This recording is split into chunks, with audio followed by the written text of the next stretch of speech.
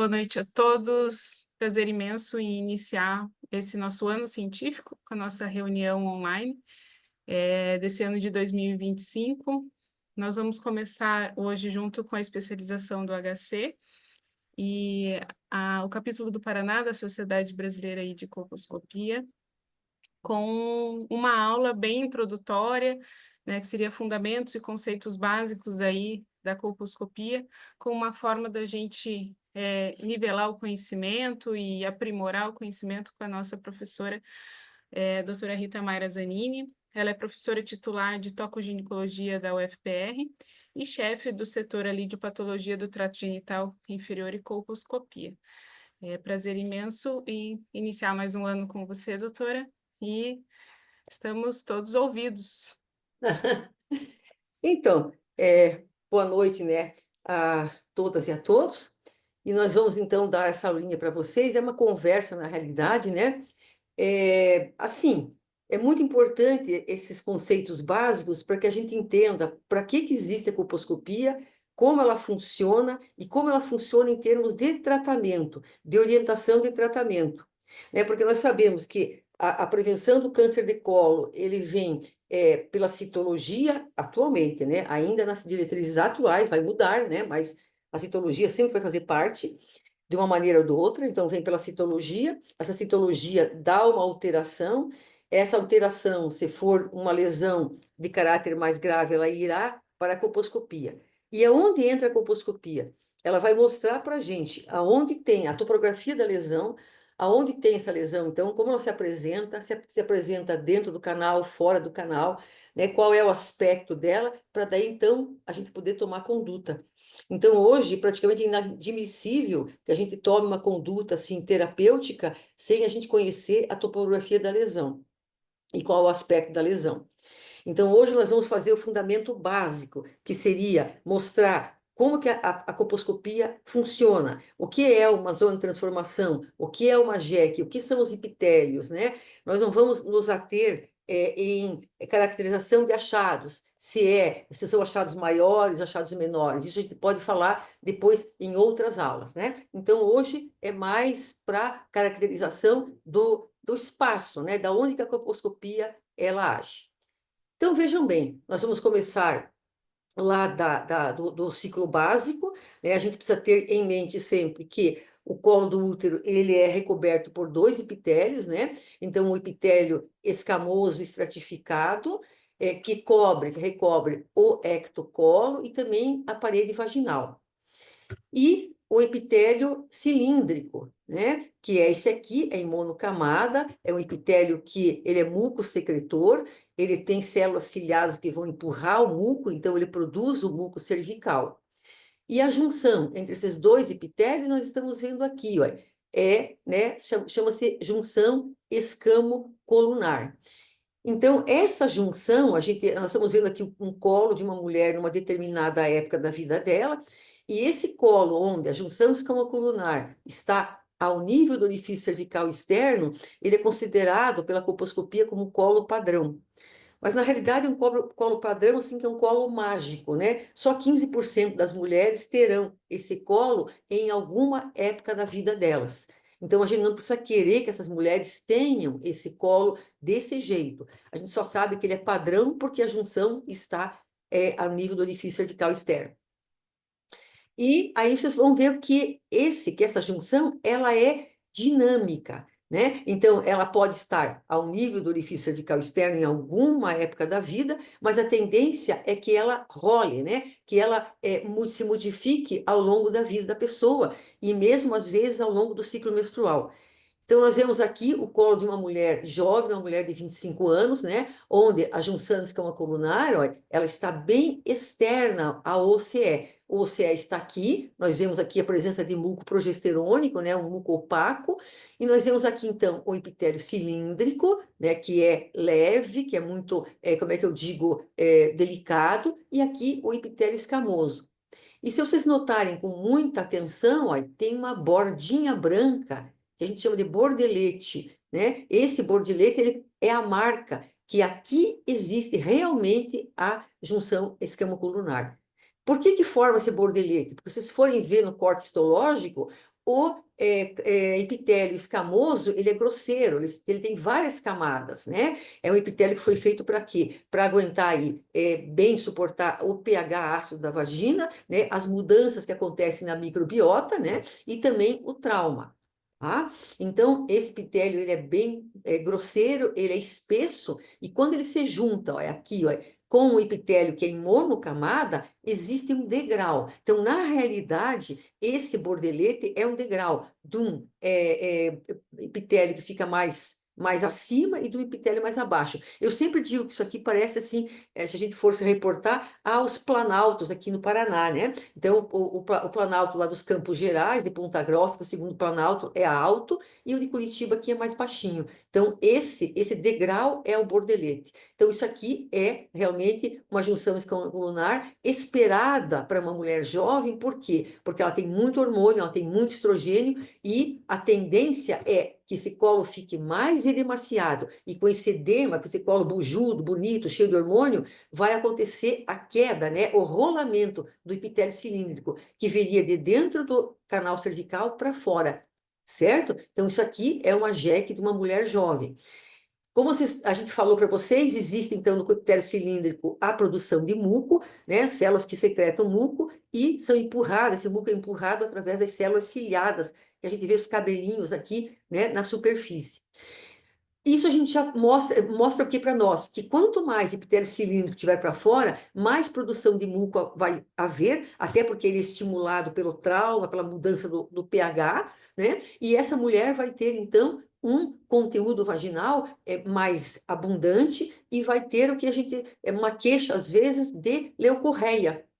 Então, é muito comum que mulheres no menacne, principalmente as mulheres mais jovens, no início do menacne, digam, né, tem uma queixa de, eu tenho uma leucorreia.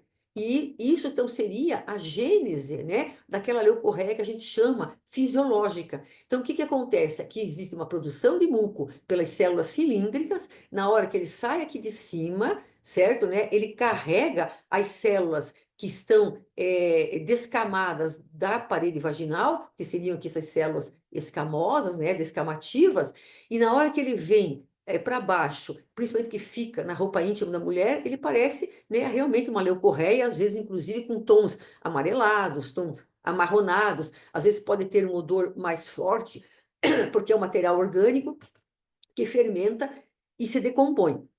Bom, o que eu sei disso aqui, né? Que só de a gente olhar aqui, a gente vê que esse epitélio, teoricamente, ele não deveria estar aqui fora, porque é um epitélio fraco. Ele deveria estar dentro do canal cervical. Então, o organismo, né, ele vai dar conta disso. Como? No epitélio cilíndrico, a gente vê que tem aqui embaixo, né, embaixo das células cilíndricas, as células de reserva. Então, são aquelas células polipotentes, né? Elas podem se diferenciar em células escamosas e em células glandulares. Então, o que que acontece? Com o estímulo do pH, vai ocorrer uma reprodução muito grande, né, dessas células de reserva, fazendo o que a gente chama de uma metaplasia escamosa. Então, é isso aqui, ó, né? Eu estimulo esse epitélio cilíndrico, as células vão se reproduzir muito aceleradamente e vão formar um neoepitélio escamoso. Tá? Então, o organismo está dizendo, esse epitélio cilíndrico não serve para ficar lá fora. Ele vai ser substituído por epitélio escamoso. Então, isso aqui chama-se metaplasia escamosa. E a gente já pode ver que são células com muito núcleo, pouco citoplasma, se reproduzindo de uma maneira muito acelerada. Então, tem muito material genético aqui. Se houver uma infecção, por exemplo, pelo vírus do HPV, enquanto está acontecendo isso, pode ser aí a gênese de uma neoplasia, certo, né? Então, isso é muito importante que a gente tenha em mente. Por quê? Porque em termos de colposcopia, essa área que a gente chama de metaplasia escamosa, ela é chamada na colposcopia como zona de transformação, tá? Então, aqui a gente está vendo a mesma paciente lá, então, né, uma JEC a -2, quase a -3, nós já vamos explicar para vocês o que que é isso. ela teve um processo de metaplasma, de metaplasia escamosa, de substituição do epitélio cilíndrico pelo escamoso, e aqui a gente vê o resultado. Então, colo em fenda transversa, e nós vemos aqui, ó, esse epitélio um pouco mais branco, um pouco mais pálido do que esse róseo, né? Mas o que que a gente vê de diferente? Nós vemos aqui, ó, vários furinhos, né? Eu sempre falo que isso aqui parece um queijo suíço, certo? Então, isso aqui, ó, é o epitélio metaplásico. Então, ele já está cobrindo o que era cilíndrico, certo? Vai estar sendo coberto pelo um neoepitélio escamoso. E ele vai deixar uma marca, né? Que são esses orifícios glandulares que estão abertos. Com o tempo, quanto mais vai amadurecendo esse processo, mais difícil vai ser a gente diferenciar o epitélio metaplásico do epitélio escamoso original. Certo? Tá? Então, isso aqui é a tradução colposcópica de uma metaplasia escamosa. Aqui, ó, nós vemos outro colo também de uma paciente jovem, né, também com uma junção escamocolunar bem externa, um epitélio cilíndrico ligeiramente demasiado e ele é sangrante. Ó. Por que que o epitélio cilíndrico pode sangrar? Ah, porque ela pode ter uma infecção? Sim, a gente sempre tem que pensar nos epitélios cilíndricos sangrantes na presença de clamídia, principalmente, e principalmente na mulher jovem, e principalmente naquela mulher que tem menos de 25 anos, mas nem sempre. Por quê? Porque como o epitélio, vocês viram, cilíndrico, ele tem uma camada só, o que que nós estamos vendo que fica vermelhão aqui, né, e permeado? A gente está vendo, na realidade, os vasos que estão no córion. Tá? Então, eu não vejo quase vasos no epitélio escamoso, porque ele é grosseiro. Ele tem várias camadas. No epitélio cilíndrico, coitadinho, né? Tem uma camada só, eu estou vendo que tem embaixo dele. Então, por isso que esses epitélios cilíndricos, eles sangram, eles podem sangrar em algumas épocas da vida e também quando eles sofrem o processo de uma infecção, por exemplo, por clamídia, que, né, ela tem o tropismo pelo epitélio cilíndrico. Então, aqui também, olha, o que que aconteceu com essa mulher? Sofreu metaplasia escamosa, né, o organismo metaplasiou isso aqui, substituiu o cilíndrico pelo escamoso, e aparece isso aqui, ó, né? Então, a gente está vendo que tem aquele mesmo epitélio que vocês viram no slide anterior, é um epitélio que é mais branco, olha, está bem aqui no cursor. Ele vem da junção escama-colunar até a última glândula aqui, que é o último buraquinho.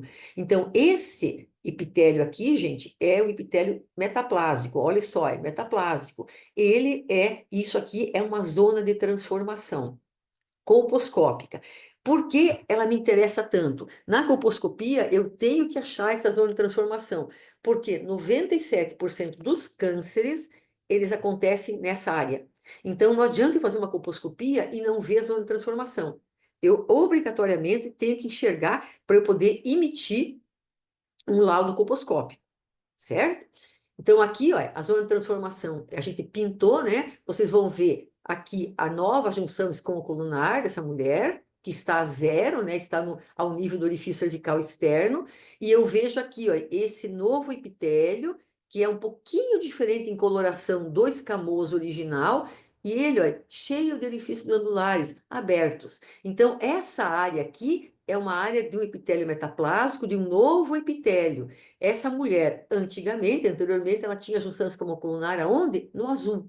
Então, ela tinha uma ectopia e o organismo deu conta dessa ectopia e ele simplesmente, né, cobriu, certo?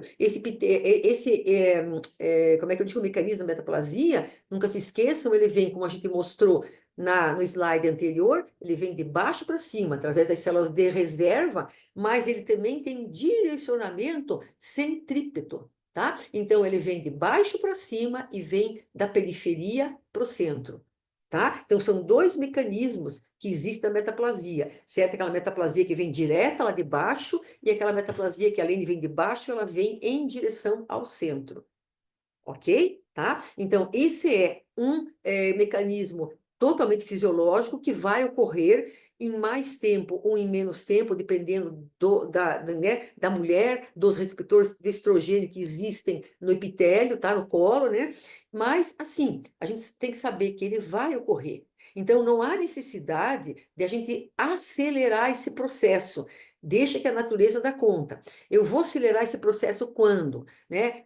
Quando essa mulher tem uma queixa de sinusirragia, e eu tenho certeza que essa mulher não tem nada de neoplasia, e eu tenho certeza que essa mulher não tem nenhuma infecção, aí eu posso acelerar, né, através da colocação, até pode ser usada, de ácido tricloracético. A gente não cauteriza mais, como a gente cauterizava lá antigamente, o pessoal cauterizava com cautério, né? Destruía o epitélio cilíndrico para acelerar o processo da metaplasia escamosa. Por quê? Porque esse processo, quando é feito com o cautério, ele é muito agressivo. Ele vai pegar o córeo e vai alterar a vascularização, dando um processo que a gente chama, né, de esclerose de colo, muito bem descrita pelo professor Cartier, certo? Então, isso aqui é uma zona de transformação, ok? Então, agora a gente vai ver, eu até, né, mas por quê? O que interessa eu saber da junção escamocolunar? Vocês já viram lá, se eu não souber aonde é a jeca dessa mulher, eu não consigo delimitar a zona de transformação, né? Porque a zona de transformação vai da junção escamocolunar até a última glândula. Então, a JEC, ela é dividida em 4 estágios, né? Em 4 topografias. Uma JEC 0, JEC -1, JEC -2, -3 e -4, né? Então, esse -1, -2, ela foi, inclusive, descrita pela primeira vez, né, por um médico brasileiro, né, lá da Universidade Federal do Rio de Janeiro. E isso é conhecido no mundo inteiro. Isso é do professor Vitor Rodrigues. Então, vejam bem, o que é uma junção escamocolunar a zero? Ela é aquela junção que fica, que está bem ao nível do orifício cervical externo, no colo padrão. Então, colo padrão, a junção é zero. Volto a dizer, isso é um colo ideal, que só existem 15% das mulheres em alguma parte da vida. O que é uma jeque a -1? É aquela jeque que está mais ou menos a 1 centímetro do canal, desculpe, do orifício cervical externo. Isso aqui, gente, a gente não consegue medir, né? Eu não vou botar uma reguinha ali ou o colposcópio não tem né, um instrumento de medição para a gente ver isso. Então, isso é feito meio subjetivamente. Com o tempo, a gente vai percebendo isso e vai dando certo. Porque a gente não tem que saber exatamente aonde está, mas mais ou menos aonde está. Isso é muito subjetivo. Então, essa é uma JEC a -1. Então, aqui vocês já vão ver, aqueles que têm formação em obstetrícia, que a JEC ela funciona diferente dos planos de Deli. Nos planos de Deli, quanto mais fora, mais para fora, a cabeça, mais para baixo, ela é mais, né? Aqui é menos, certo? Tá? Então, aqui é uma junção esquema colunar a -1, que está mais ou menos 1 centímetro para fora do OCE. Aqui seria -2, mais ou menos 2 centímetros, -3, né? A gente vê bem aqui o bordelete, olha, bem o bordelete branco, não tem erro. Então, por isso que como é que eu digo, o diagnóstico da JEC, ele tem que ser dado depois que vocês fazem o ácido acético. No olho nu, sem ácido acético, a gente erra, certo, tá? Então, o diagnóstico de JEC é dado depois do ácido acético, tá? A maioria das pacientes, no MENAC, elas têm uma JEC a -2, a maioria. E aqui, ó, essa JEC a -4 é quando existe uma inversão do cilíndrico, praticamente cobrindo todo o colo do útero. Essa junção geralmente aparece aonde? Nas mulheres gestantes. Então vejam que uma das queixas da gestante é geralmente, né, a presença de uma leucorreia profusa, intensa. Por que ela tem tanta leucorreia? Claro, se ela tiver uma vulva diferente, mas a maioria tem uma leucorreia pela produção de muco acelerada do epitélio cilíndrico, porque ele está praticamente totalmente para fora, para o exterior. Então, com o pH ali fazendo um trauma, né, agredindo esse epitélio, ele vai soltar mais muco, né? E a gente nota muito que esse mecanismo de defesa do colo do útero existe mesmo onde? Quando nós fazemos biópsia. Quando você faz uma biópsia, eu sempre falo para o residente, para o especializando, né? Você tem que acertar a biópsia, procurar acertar nas primeiras pegadas, por quê? Porque depois da primeira mordida com a pinça, o colo imediatamente começa a liberar muito muco. E daí o que acontece? A pinça, ela escorrega, tá? Então, o colo, ele tem esse mecanismo de defesa que é a produção de muco, certo? Então, aqui é um muco, uma JEC -4. Mas existe também um entrópio. Então, isso aqui é uma ectopia, né? Por que que é uma ectopia? É aquilo que não está no lugar. Então, deveria estar, né, uma condição padrão dentro do canal cervical. Como o cilindro está fora, então ele está com uma ectopia, certo? Agora, se ele estiver dentro do canal, então ele tem o contrário, ele tem um entrópio, que também pode ser um, dois, três e quatro. Esse colo com uma entropia, né, ele é característico da mulher, né, com hipoestrogenismo, daquela mulher que começa já no climatério ter um déficit de estrogênio, a junção começa a subir, ela começa a rolar para dentro do canal, né, e às vezes fica totalmente, conforme a idade, mulheres com 20, 30 anos de menopausa, está totalmente para dentro. Certo? Então, por isso a importância da gente usar sempre a escova, né? Hoje o Citobrush é preconizado para todas as idades, né? Antigamente a gente só usava, quando começou o Citobrush, a gente usava só nas mulheres em estado hipoestrogênico, que era justamente para isso, para poder pegar a junção escamocolunar, para pegar a zona de transformação que nessas mulheres está dentro do canal cervical. E aqui, ó, gente, você já vê um sinal, né, uma assinatura da metaplasia escamosa. Esse processo, essa mulher teve em alguma parte da vida dela uma ectopia. Agora ela está mais idosa, está lá para dentro. Isso aqui, ó, é o cisto de Naboth. Então, o cisto de Naboth é um cisto de inclusão, é um cisto que marca o quê? Que marca que o epitélio escamoso passou em cima do cilíndrico, em cima de uma glândula, e a produção da glândula ficou presa embaixo desse epitélio escamoso, certo? Então, o cisto de Naboth é um cisto totalmente benigno, é uma marca da metaplasia escamosa, não há necessidade de tratamento, certo? Voltando então agora para a nossa zona de transformação, tá? Mas daí então se falou que a zona de transformação é importante. Sim, a gente não pode fazer uma colposcopia sem enxergar a zona de transformação, para dar um laudo realmente com muita propriedade, né? Com um laudo fidedigno. Então, a zona de transformação ela foi classificada pelo Prandiville, né? Em três tipos. Zona de transformação tipo 1, ó, é aquela, né, que é completamente ectocervical. Olha só, ela está totalmente fora do colo, né? Tipo 2, quando ela está fora do colo, mas você consegue ver todo o limite dela. Ela está até 1 centímetro dentro do canal cervical. E a tipo 3 é aquela que tem um componente do cervical bem importante e que pode ou não ter um restinho fora, certo? Fora do ectocolo. Né? Então, a gente sabe que esses três tipos são importantes. A maioria das nossas pacientes, ela tem, geralmente, zona de transformação tipo 1 ou tipo 3. A zona de transformação tipo 2, ela está sendo cada vez mais menos usada, porque ela não é muito bem caracterizada, ela não muda, vocês vão ver por quê. Ela não muda a conduta do tratamento, e provavelmente no próximo congresso de colposcopia, eles estão tentando se reunir outra vez para talvez modificar essa nômina e tirar de uso a zona de tração tipo 2, certo? Então, por enquanto ela existe, mas o mais importante é tipo 1 e a tipo 3. Então, vamos lá para a nossa zona de transformação tipo 1. Essa paciente que a gente já viu anteriormente. Então, eu vejo, ó, aqui tem a junção escamocolunar dela, né? Dá para ver bem, bem aqui, ó. Ela tem a JEC fora e a zona de transformação inteirinha no ectocervice. Então, isso aqui, né, é uma metaplasia escamosa, isso aqui é uma zona de transformação totalmente visualizada.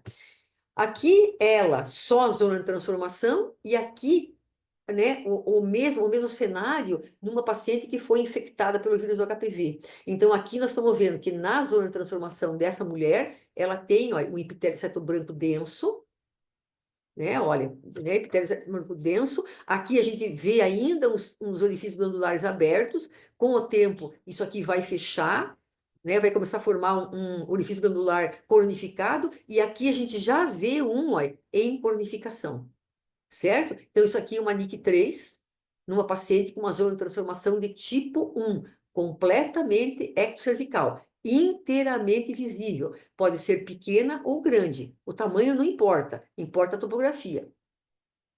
A zona de transformação de tipo 2 é essa, né? Onde eu vejo a lesão tanto no limite caudal quanto cranial dela, né, dentro, no primeiro centímetro do canal. Então, isso aqui é um Chiron, está abrindo o orifício cervical externo, o canal cervical, e aqui eu vejo, então, um epitélio septo branco denso e com alguns orifícios glandulares já cornificados, olha, certo, né? Então, isso aqui também é uma NIC3. Então, vocês vão ver que o tratamento, tanto de uma zona de transformação tipo 1 quanto a 2, é muito parecido. Por isso que ela não importa tanto, mas a gente sempre tem que descrever no laudo colposcópico. E aqui nós vemos uma zona de transformação de tipo 3, olha, totalmente endocervical. Inclusive, é uma paciente com orifício cervical, né, em putiforme e angustiado, né? A gente não consegue ver a parte de dentro. Então, por que que eu digo que é tipo 3? Porque eu não consigo enxergar até onde vai essa zona de transformação e, em consequência, também essa lesão. Isso é um epitélio branco, também de uma mulher com uma NIC3. Então, vejam bem, nesse desenho, essa faixa aqui, ó, horizontal, ela quer dizer o quê? O terço médio do canal, que é até onde eu vejo na colposcopia. O resto dele para cima eu não vejo. Eu posso talvez ver um comecinho aqui numa grande multípara, certo? Mas mesmo assim é muito difícil, tá? Então, se eu não vejo até onde vai essa junção escamocolunar, eu não sei dizer até onde está a zona de transformação. Então, é uma tipo 3. Essa zona de transformação é a mais difícil da gente manejar. A sorte da gente, né, é porque ela aparece mais nas mulheres em hipoestrogenismo, principalmente em pós-menopausa. Então é um pouquinho mais tranquilo nesse sentido, né, que a gente não tem que ficar tão preocupado com o futuro reprodutivo dessas mulheres. E aí, nós vamos então, através desse conhecimento que nós tivemos até aqui, do que é uma zona de transformação, do que é uma metaplasia escamosa, do que é uma JEC, há um caso hipotético, né? Que é uma mulher que vem lá no ambulatório com 34 anos, uma gesta 3 para 3, que ela vem com uma citologia de alto grau. Então, a mulher que vem com uma citologia de alto grau, ou uma citologia de AGC, ou uma citologia de ASCII-High, ela é, né, pelas diretrizes não só brasileiras, mas de todos os países do mundo, ela tem que ser orientada, né, referida para a colposcopia. Então, essa mulher, ela vai para a colposcopia. Primeira coisa que eu tenho que fazer, porque eu tenho que saber o que eu tenho que saber dessa mulher, se realmente essa citologia de Raicil é Raicil, né? Porque muitas vezes ela pode ser, por exemplo, em mulheres mais idosas, ela pode ser até um mimetismo. Então, eu tenho que saber se ela é Raicil, aonde ela está. Será que ela está no colo, no ectocolo? Será que ela está no endocolo ou ela está na vagina? Tá? Então, isso aí eu só vou saber através da colposcopia. E nós podemos ver, então, nessa mulher, três cenários. O cenário A e o B, que nós estamos vendo aqui, e depois nós vamos ver o cenário C. Então, são três cenários que podem acontecer. Por quê? Porque são três cenários correspondentes às três zonas de transformação. Tipo 1, tipo 2, tipo 3.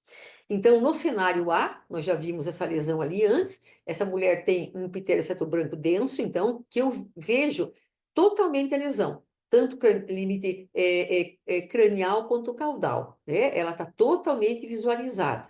Aqui também, nessa zona de transformação tipo 2, no B, eu vejo totalmente essa lesão cranial e caudal.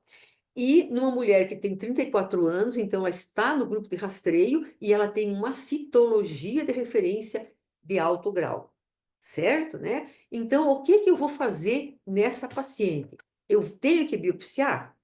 Vejam bem, para mim, isso aqui, né, um epitélio seto branco denso, ele é considerado um achado maior na colposcopia. Aqui tem epitélio seto branco denso e mais os orifícios glandulares cornificados. Então, essa paciente, ela tem uma lesão, um achado maior. Então, se eu tenho um achado maior na colposcopia, eu tenho uma citologia de Raicil, eu vejo completamente a lesão. Essa mulher não tem lesão na vagina, ela só tem lesão no colo, eu não preciso biopsiar. Ah, mas por que não? Porque se eu biopsiar aqui, eu vou ser quase que redundante. Essa mulher, ela vai ter uma lesão de alto grau quase que com certeza. E qual é o problema se eu faço a biópsia? Muitas vezes, se eu fizer a biópsia e eu errar a minha pinça, se eu não fizer a tomada de biópsia no lugar certo, eu posso fazer num lugar menos adequado. Eu posso pegar um escamoso normal, posso pegar um cilíndrico normal, né? E essa mulher vem com um laudo de falso negativo. E eu posso ficar atrapalhada, ficar confusa na minha conduta. Então, em vez de ajudar, às vezes a biópsia aqui pode me atrapalhar. Certo? A biópsia eu tenho que acertar o local dela, não posso fazer mais biópsia em 4 quadrantes, isso não existe mais. São, como é que é, em cenários, assim, heróicos, que a gente até usa, mas isso é uma coisa, assim, dificílima de aparecer. Hoje, você sabe onde está a lesão, você vai lá e biopsia, certo? Então, essa paciente, eu sei que eu posso fazer uma tomada errada, e mesmo que eu faça uma tomada certa, o que os trabalhos mostram? Existe um trabalho feito no Reino Unido que ele mostra que entre o tempo entre nas pacientes, né? Elas fizeram biópsia, eles foram atrás, porque lá existe o recall. O que eles viram? Que 40% dessas mulheres, se não fosse o recall, elas não teriam voltado ao lugar onde elas fizeram a biópsia. Então, a perda de mulheres, principalmente no sistema público de saúde, né? É muito grande entre a realização da biópsia até elas pegarem o resultado e você poder tratá-las. Porque tem a realização da biópsia, ela tem que voltar para pegar o resultado e daí você vai marcar esse tratamento. Então, é muito tempo que ela perde, certo? Não porque essas lesões, eu tenho que fazer amanhã o tratamento, não, né? Mas elas se perdem no fluxograma. Então, por isso que, pensando nisso aí, né, existe a estratégia que é usada no mundo inteiro, que é a ver e tratar. Então, eu vejo, né, eu trato, por isso que é ver e tratar. Eu vou pular a biópsia, certo? Então, para eu fazer o ver e tratar, tem que estar muito ciente que a mulher tem que estar em idade de rastreio. Eu jamais vou fazer um ver e tratar, né, numa mulher de menos de 25 anos. A lesão tem que estar confinada ao colo, ela tem que ser visível no limite cranial e caudal, e ela tem que ter uma correspondência composcópica a um achado maior. Se eu tivesse um achado menor aqui, ó, um epitélio branco tênue, aí eu não vou fazer, aí eu vou fazer biópsia, certo? Né? Então, o ver e tratar é usado para tratar lesão de alto grau, certo? Né? Então, é usado no mundo inteiro. E a gente, né, tem que tomar sempre cuidado em quais são, né, os cenários, quais são os dados que essa mulher precisa ter para eu poder aplicar o ver e tratar. Grande parte das lesões, elas acontecem mesmo em mulheres, as lesões maiores de 30 e 32 anos, então elas estão geralmente na idade de rastreio. Como é que eu vou fazer o ver e tratar? Eu vou fazer com uma cirurgia de alta frequência. E aqui vem outra confusão. Eu vou fazer um CAF. E a gente fala isso lá no HC mesmo. Marca o CAF, tem a lista do CAF, e não sei o que, não sei o que. Né? Na realidade, a cirurgia de alta frequência é o procedimento, o aparelho que eu vou usar também, que é essa alcinha circular. Porque o nome desse procedimento, né, chama-se exérese de transformação. Então, é uma EZT. Eu vou fazer uma EZT. No caso do veritratar, eu vou fazer uma EZT por quê? Porque essas lesões, obrigatoriamente, vão estar com o CAF, porque vão estar lesões no ectocolo ou no primeiro centímetro do endo.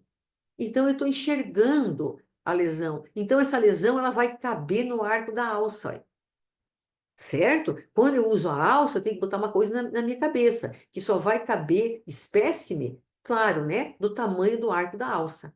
Então, se tem uma lesão maior, eu não posso usar essa alça. E o ver e tratar, ele pode ser feito com anestesia lá no HC, feito, né, com anestesia local. Então, agora, nós vamos dar um break. Nós estamos lá ainda no nosso ver e tratar. Vamos dar um break por quê? Para explicar para vocês o que são as excisões. Por isso, até que eu mudo sempre, quando eu dou um break e saio um pouco pela tangente, eu mudo a cor do slide. Eu passei para azul para vocês darem um break, para vocês segurarem essa informação. Então, vejam bem, a excisão da zona de transformação, hoje, né, a partir até do Congresso do Rio, em 2011, o pessoal se reuniu e fez uma nômina. E colocaram assim, olha, excisão. A excisão de zona de transformação pode ser excisão tipo 1, tipo 2 e tipo 3, de acordo com a zona de transformação. Se é uma zona de transformação tipo 1, tipo 2 ou tipo 3.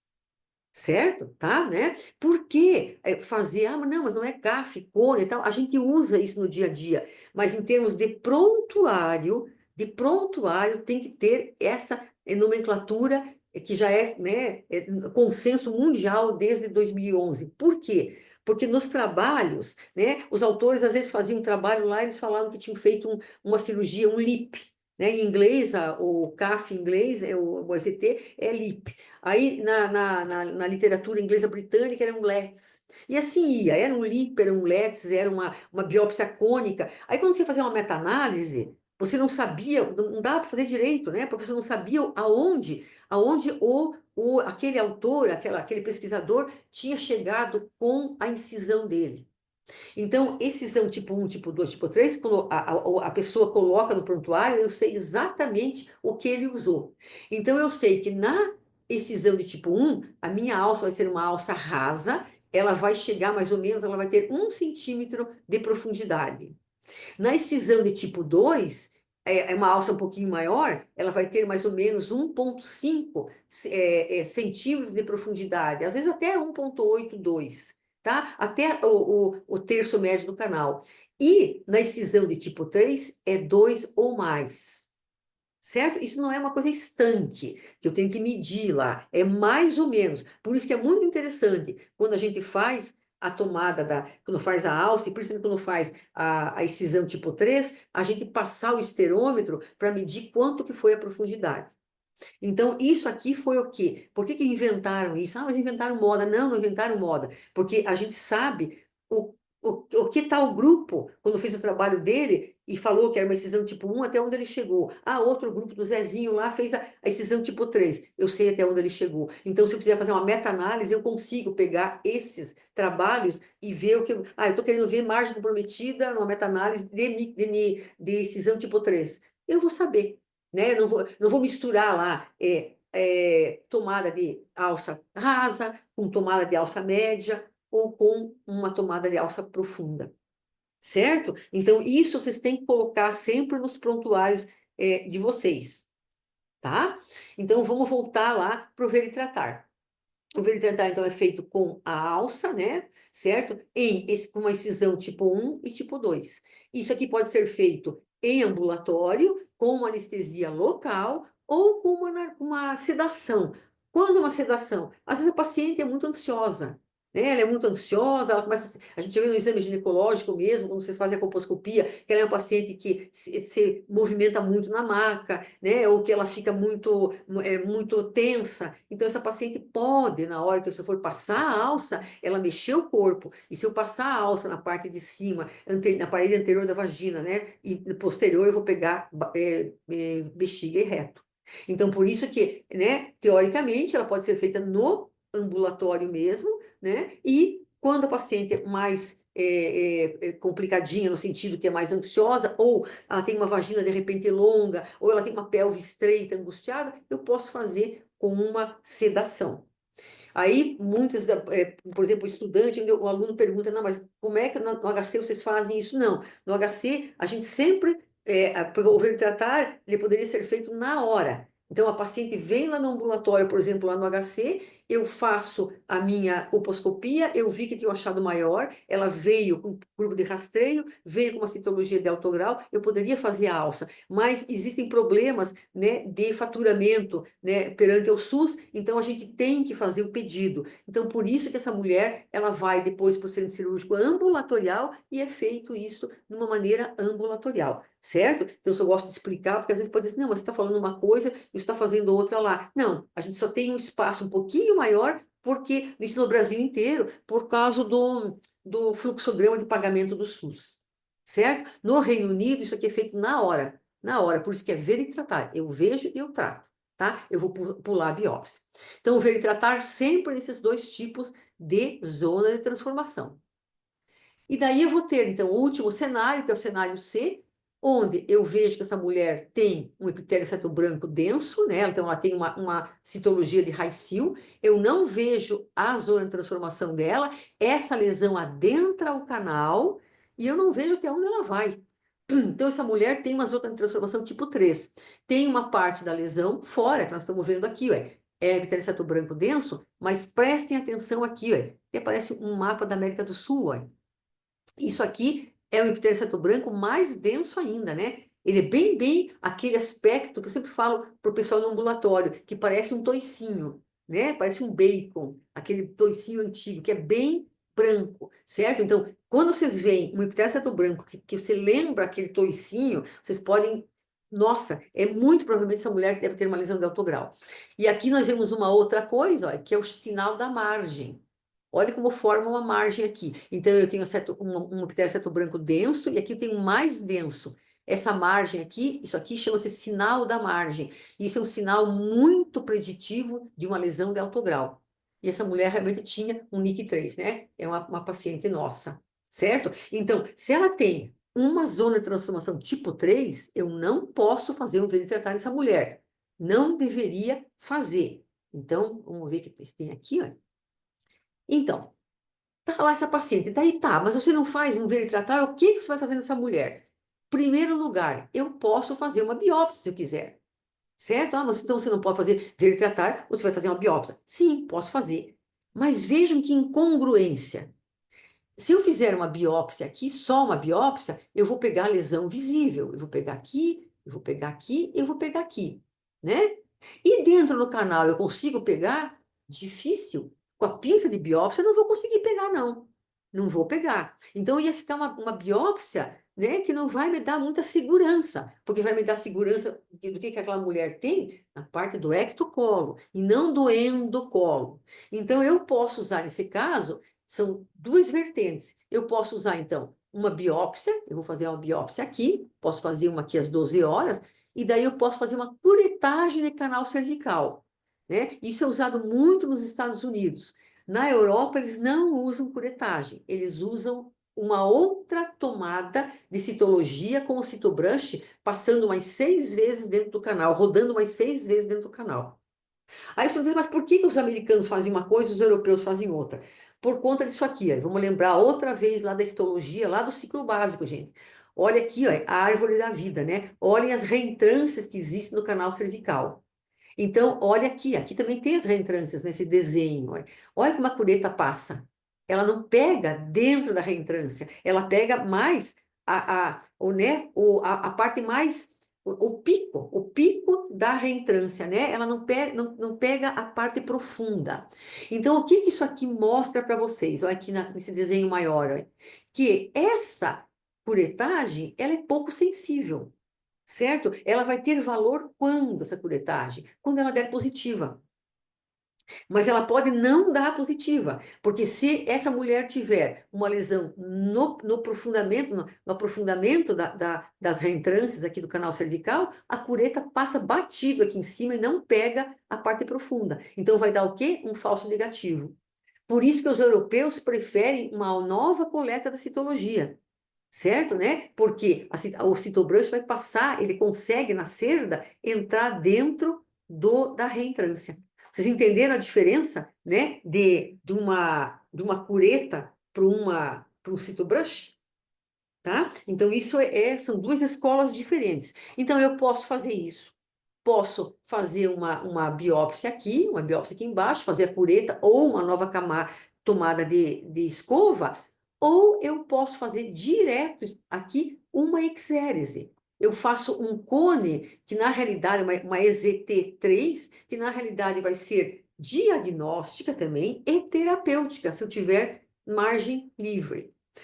Qual a única vantagem desse cenário, gente? É que geralmente essas mulheres, elas já têm mais de 50 anos, ou seus 48 anos. E geralmente elas já têm prole constituída. Quando tem mais de 50 anos, não vai ter filho mesmo, mas as de mais de 40, às vezes, elas já têm prole constituída. Então eu fico mais à vontade de ser mais agressiva, né? Porque com certeza o cone ele vai ser muito mais sensível, né? Ele vai me tirar o canal cervical, o diagnóstico correto, certo? Então eu posso fazer sim uma exérese direta. Então eu sempre digo assim, olha, eu tenho uma paciente com mais de 50 anos, com essa lesão aqui, eu tenho uma citologia RAICIL, eu não vou ficar fazendo curetagem e mil coisas que só vai me atrapalhar se der um falso negativo. Então eu posso ir direto pro cone. Isso aqui vocês podem ver no capítulo onde, nas diretrizes brasileiras, né, no capítulo de tratamento de lesões de alto grau, certo? Isso aqui é essa exérese com sendo diagnóstica e terapêutica, ela é usada no mundo inteiro, gente, tá? Então não é coisa da nossa cabeça, não, tá? Então, é o que é para falar para vocês, olha, eu posso fazer essa incisão. Faço essa incisão e tenho um espécime muito bom. Como que eu vou fazer essa incisão? Com aquela alça rasa? Não. Eu vou fazer, eu não estou vendo até onde que vai essa lesão, né? Eu vou fazer com uma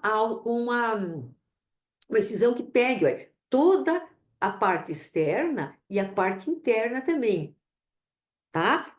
Aqui, ó, é o terço médio do canal. Então, geralmente, as lesões, lesões de alto grau, a maioria delas estão antes do terço médio. Então, geralmente, com o cone, com a incisão tipo 3, eu vou dar conta do recado, certo, tá? Então, a incisão de tipo 3, ela é conhecida também como conização. Mas ela é uma excisão de tipo 3. Então, no prontuário, eu vou colocar excisão de tipo 3. No meu prontuário, mas eu não estou no serviço público, eu estou lá no meu consultório. Coloque lá excisão de tipo 3, porque isso é uma norma internacional.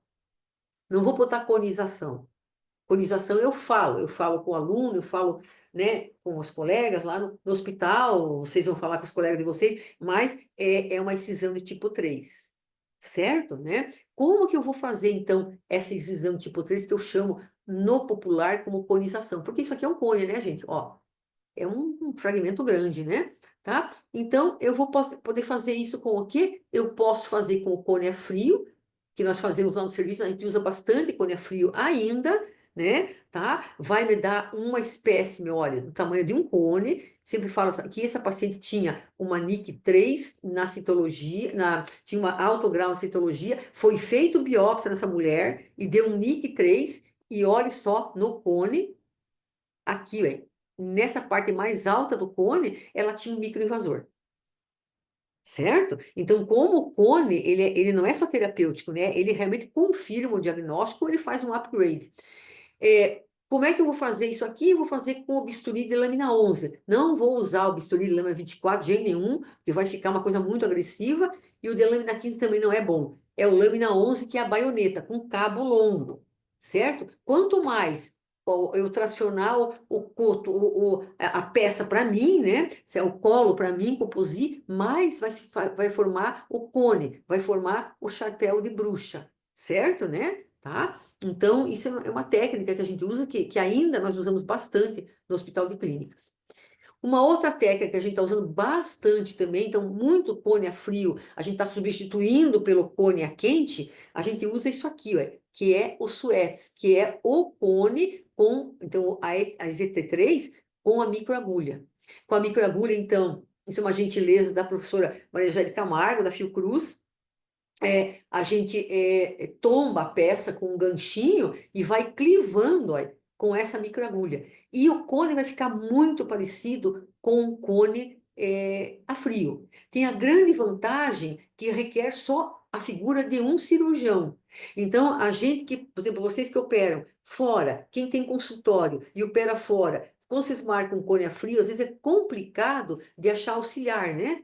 Tá? Ah, nunca não tem auxiliar, porque né, é complicado, certo? Então, no cone com suetes, tem a grande vantagem de você poder fazer um cone legal, com uma tomada boa de um canal cervical de até 2 centímetros de boa, com a microagulha. Não esquecendo que tanto o cone com bisturi a frio, quanto o cone com suetes, gente, vocês vão fazer o bisturi a fio com bloqueio, né? Vai fazer uma raquianestesia. Mas com os suetes, você não pode fazer com anestesia local. Você tem que fazer com uma sedação, certo? Então, os suetes, você vai sedar, essa mulher vai ser tratada em centro cirúrgico. O suetes é uma agulha, tá? Mas não pode ser usado em ambulatório, certo? Então, vocês vão usar isso porque é profunda e a paciente vai sentir dor e pode sangrar bastante. Então, eu tenho que tomar cuidado, tem que ser feito em centro cirúrgico. Ou eu posso usar também um CAF na zona de transformação tipo 3. Mas olha o tamanho desse CAF. É uma alça enorme, né? De dois aqui, ó, por 2,5. É muito grande essa alça. Então, qual é o problema dessa alça? Na hora que eu passo, como é muito grande o arco, né, a condução de energia não é boa. Então, geralmente, quando eu chego na metade do colo, eu tenho que tirar essa alça e passar na outra metade para juntar no meio e tirar a peça. Nisso, eu vou produzir o quê? Eu vou produzir artefato. Então, vai ter muito artefato termal que vai ser difícil para o patologista estudar a margem, certo? E às vezes eu posso fragmentar a peça. E a gente sabe que em cone, ou em CAF, ou né, eu diria mesmo na zona de transformação tipo 1, tipo 2, eu devo tirar a peça inteira, certo? Então, aí já vai dar um problema. Então, terminando a nossa palestrinha aqui, né, para vocês guardarem bem, que a excisão de tipo 1, né, é aquela que a gente chamava de CAF, a gente chama até hoje, né? A excisão de tipo 2 também, elas fazem parte do método ver e tratar, tá? Então, o ver e tratar é só tipo 1, tipo 2, não vou fazer o ver e tratar com o tipo 3. E o tipo 3 seria aquela incisão que eu faço com o bisturi a frio, com suetes, cada vez mais está sendo substituída pelos suetes. Na Europa eles usam muito, o Reino Unido usa muito, né? Aqui no Brasil, a Fundação Oswaldo Cruz, né, que tem lá a professora Maria José e o professor Fábio, eles usam muito isso aqui, né? Ou mesmo com a cirurgia de alta frequência, com a alça, mas uma alça grande. Certo? Então, só para vocês rememorarem, e daí sabendo, né, que tão importante quanto o tratamento é o segmento. Então, margem livre, a gente faria citologia semestral durante 1 ano, dando tudo negativo, citologia anual durante 5 anos, depois passa para o rastreio trienal, né? Margem comprometida, você vai fazer citologia, mais colposcopia semestral 2 anos, então 24 meses, depois citologia anual durante 5 anos e rastreio trienal depois, né? É que completar isso aqui. O que já mudou mesmo agora nas diretrizes? Eu estou falando tudo das diretrizes de 2016, né? Muita coisa vai mudar com o teste do HPV, mas como ele não está implantado no SUS, a gente está falando de citologia.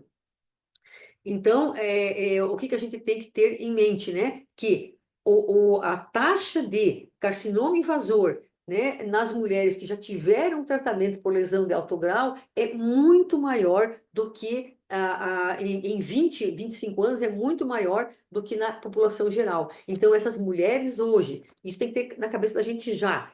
Toda mulher que eu trato de citologia, de lesão de alto grau, ela vai ficar pelo menos 20 anos fazendo o rastreio. Então, se essa mulher tem 60 anos no dia que eu fiz o tratamento, ela não vai ficar até os 65, ela vai ficar até os 80, certo? Tá? Então, ela tem que ficar 20 anos fazendo o rastreio. Isso também é um consenso já mundial, que já está todo mundo usando, quer seja com a citologia, quer seja com o teste do HPV. Ok?